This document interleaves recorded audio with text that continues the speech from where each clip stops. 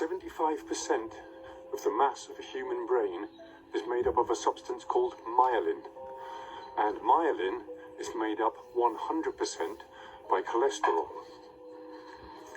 I'll leave it there. On a separate and completely unrelated subject, Alzheimer's disease is a neurodegenerative brain disease which destroys brain cells. Now, Alzheimer's never existed until 1979, and yet now it is one of the leading causes of death in Western societies. On a separate and completely unrelated subject, margarine was first invented in 1869 because Napoleon wanted a cheaper and longer-lasting fat for his armies to travel with. It didn't gain popularity until the Second World War, when butter and other animal fats were scarce. It grew in popularity in the 50s, but by the 70s, the animal fats in it had been replaced with vegetable oils, because obviously animal fats contain saturated fat and a lot of cholesterol, so they wanted to offer a lower cholesterol alternative. I'll leave it there. On a separate and completely unrelated subject, margarine is one molecule away from being plastic.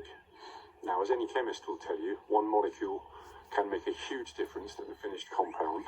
Take ethanol and methanol, for example. One molecule difference, but very, very, very different results when ingested into the human body. Right? So I'll leave it there.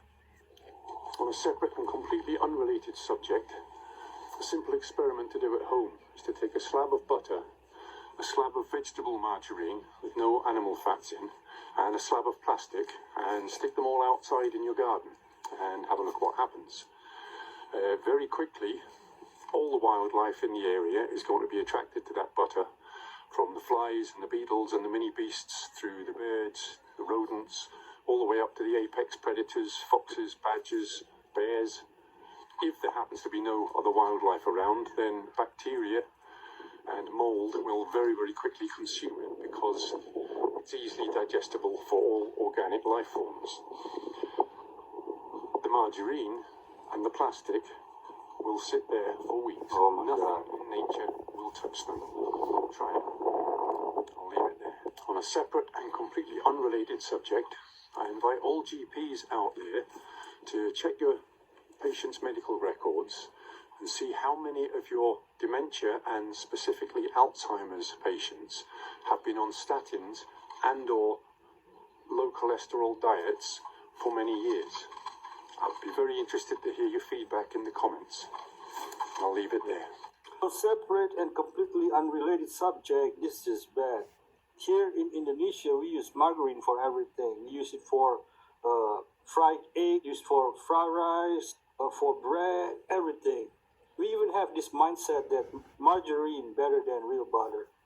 My gosh, are you for real, my G? Oh man, heresy, blasphemy. Yo, butter is the real deal, Holyfield.